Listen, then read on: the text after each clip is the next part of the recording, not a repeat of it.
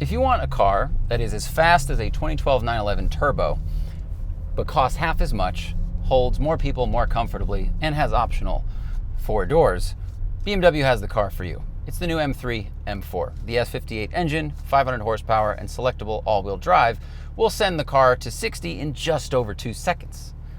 But what if that's not fast enough? Call Steve Dinan. Woo! Oh boy. Okay.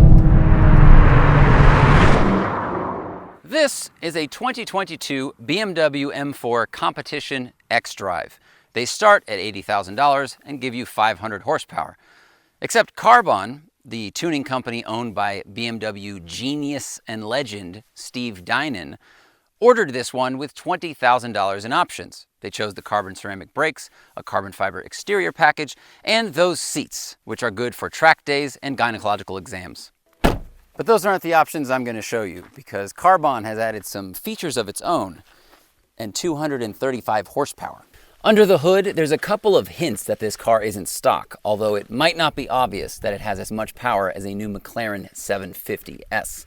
First thing you'll notice is all the carbon fiber. This is just an engine cover, but this and over there are carbon fiber cold air intakes. There's also a stainless steel exhaust that runs all the way to the back to a titanium muffler, which is an extra charge. But the real source of the 738 horsepower and 668 pound-feet of torque is in the ECU. Steve and his teams have always put a lot of time and importance into proper ECU tuning. With the turbocharged engine, it's easy to make more power. You just turn the boost up and add more fuel. But if you do it wrong, you can blow your engine up or you can decrease reliability. We've actually done really great podcasts and a full episode with Steve talking precisely about this. I don't like meth. Do you like meth? I'm not a huge fan of meth, but it does work. I mean, It does make a lot of power. I mean, there's no doubt. I'm flipping that for social media. I just don't like... And to keep the engine nice and happy, there's a larger heat exchanger down in there somewhere. Carbahn also designed and engineered this strut tower brace, which stiffens the whole chassis and helps the car be more responsive in the front end. It looks a lot like the CSL unit, which BMW will sell you, but this is carbon fiber, so it's lighter and yet somehow less expensive. These wheels are Carbahn's design, very similar to the old awesome-looking Dinan wheels, except they push the spoke out a bit, and these are bigger and wider than those wheels were. 11 inches wide in the rear, 10.5 in the front. And now they're Pilot Sport Cup 2s instead of the PS4s that BMW sells the car with. This is what helps get the car to 1.2 Gs on a skid pad, which is a crazy number. Although there are a couple of negatives about this setup, which I'll talk about on the drive.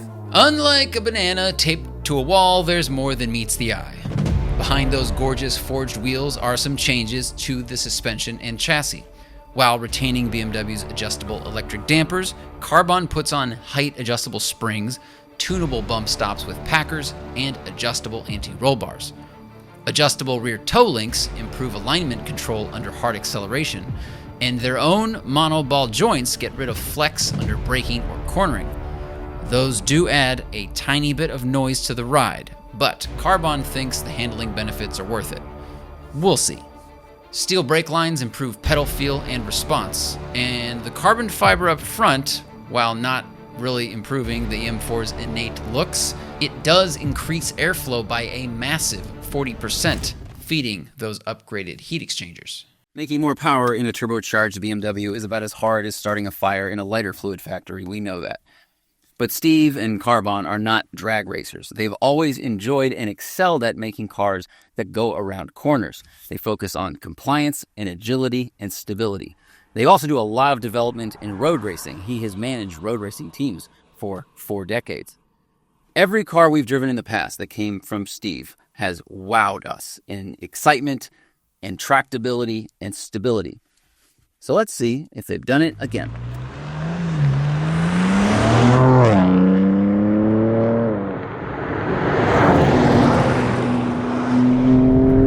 The first thing I notice is the turn-in. It is so eager to do so. The tiniest bit of input on the steering wheel, and it's almost like the car takes over the rest of the work for the turn. That's probably due to a combination of things. The stiffer springs, of course, the sway bars, those spherical bushings in the front. All of that stuff removes the little bit of play and softness from the stock car, along with an aggressive alignment and really grippy Pilot Sport Cup 2 rubber. But that just means the car just dives into the corner. It is more reactive than the stock car, but also it makes it feel lighter. This is the same effect that happened when I took my E46 M3 to Carbahn. They did a bunch of suspension stuff. They put KW Club Sports on it, sway bars, camber plates, and they also did their aggressive alignment. And what I noticed is it made the whole car feel like it had lost 300 pounds.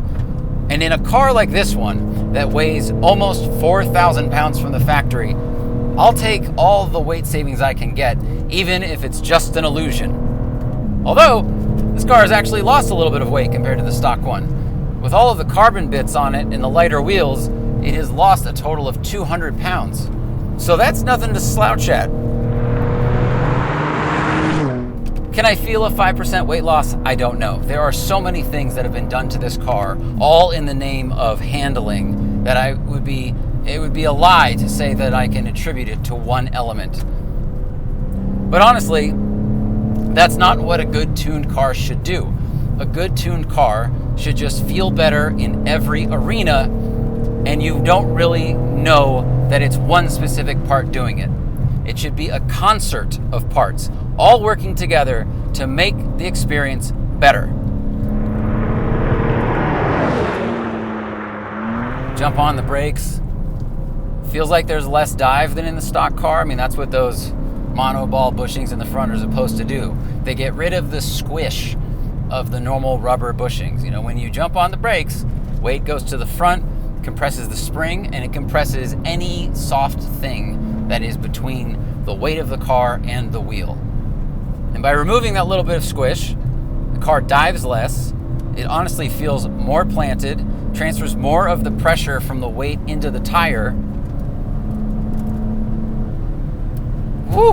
And really helps with some of the front end response. Wow. Still have the stock dampers, so we have the adjustability in terms of compression and rebound. And you know, with the hit of a button, I can make it stiffer.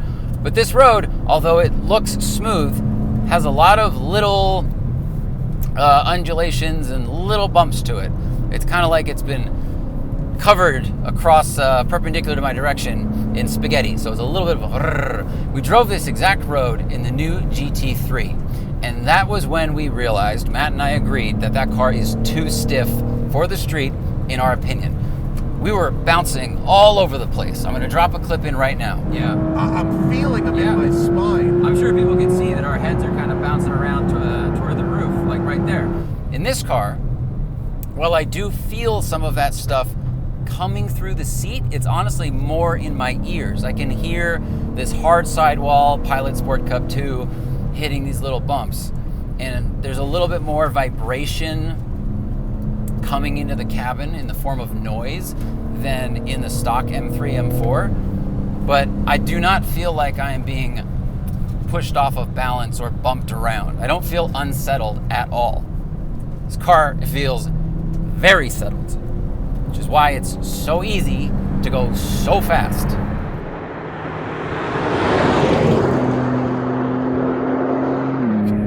The grip is ridiculous. And I cannot believe how light this car feels in my hands. It really, really feels like it weighs 3,000 pounds. And just in terms of its willingness to turn and the responsiveness of the front end. Honestly, unbelievable. Now back there, we hit some little cracks in the road. You might have heard that, kind of like a jut, jut, jut. When you hit cracks or manholes in this car, you definitely hear them. You need to be aware of that. If you're gonna get these Teflon bushings, these poly bushings, and these hard sidewall tires, there's gonna be some noise. Honestly, I would just get the car with PS4s.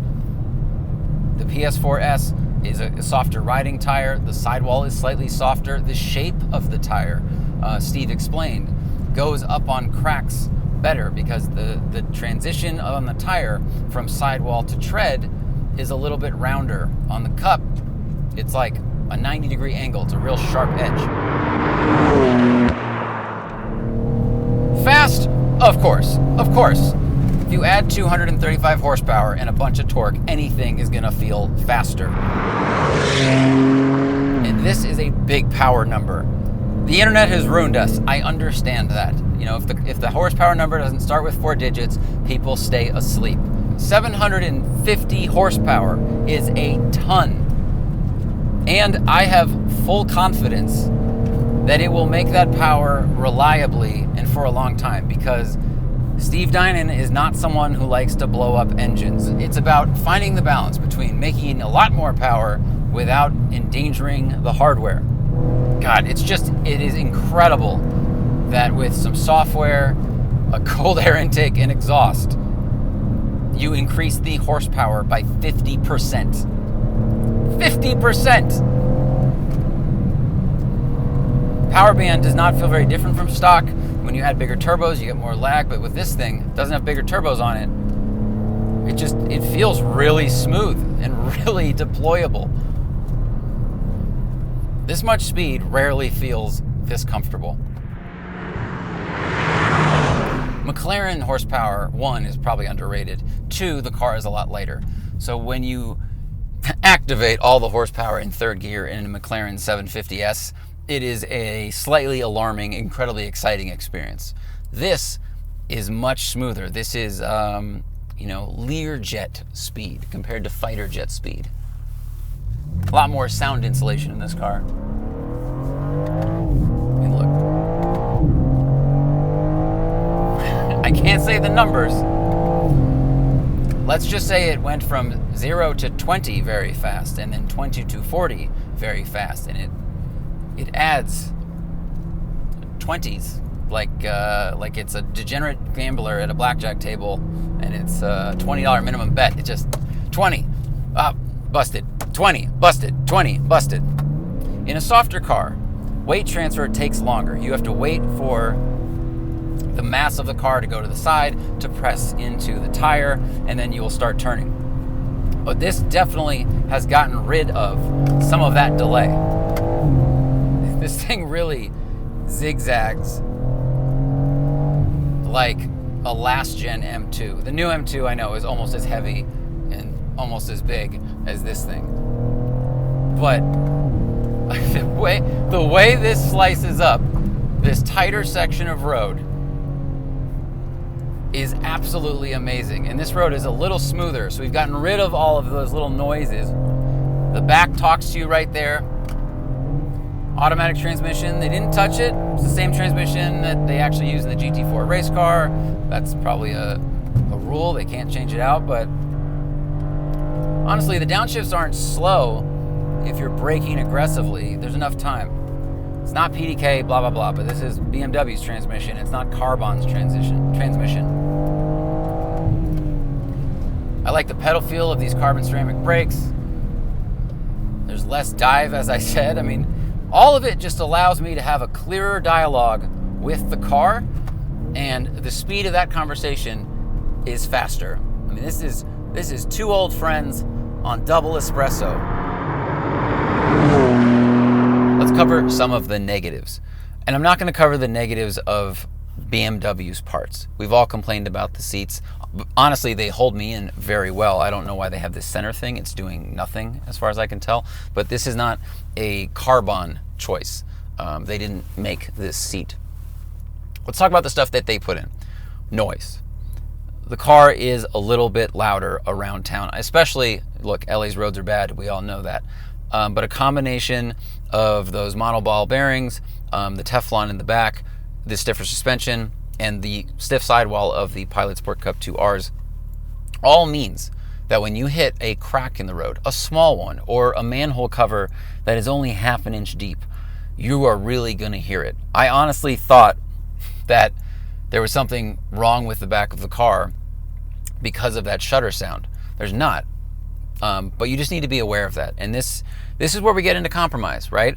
For a long time, the M3 was the do-everything vehicle, but if you want to turn the sports car side of something up, there is going to be compromise. Basically, this splits the difference between M3, where you feel the weight, you feel the body mass moving around, and something like a GT3 Touring, where your entire body is bouncing around as you go down that particular road. Which brings us to the price. Ordering the entire CB3 package puts a $20,000 hole in your wallet. That price includes everything, including installation. Of course, you can order pieces separately. Skip the wheels and tires and the titanium exhaust and you'll save nearly $8,000.